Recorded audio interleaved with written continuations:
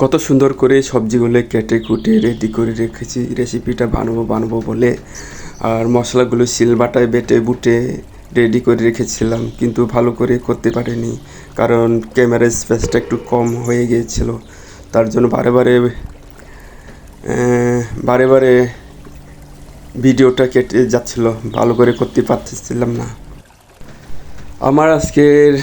আমার আজকের রেসিপিটা ছিল বেগুন দিয়ে বোয়াল মাছের ঝোল। তাই আমি বোয়াল মাছটাই বাছাই করে রেখেছিলাম, কারণ বোয়াল মাছের সাথে বেগুনটা ভালো যায়। তার জন্য আমি বোয়াল মাছগুলো হালকা করে ভেজে নিয়েছি। এই কারণে ভেজে নিয়েছিলাম কারণ বোয়াল মাছে উটকোতে একটু গন্ধ থাকে, এটা হালকা করে ভেজে নিলে ওই গন্ধটা আর থাকে না। তাই মাছটা একটু ভেজে নিয়েছিলাম আর কি। কিন্তু দুঃখের কপালটাই গেল আমার, ভালো করে ভিডিওটা আমি করতে পারিনি, আপনাদের জন্য ভালো করে দেখাতে পারিনি।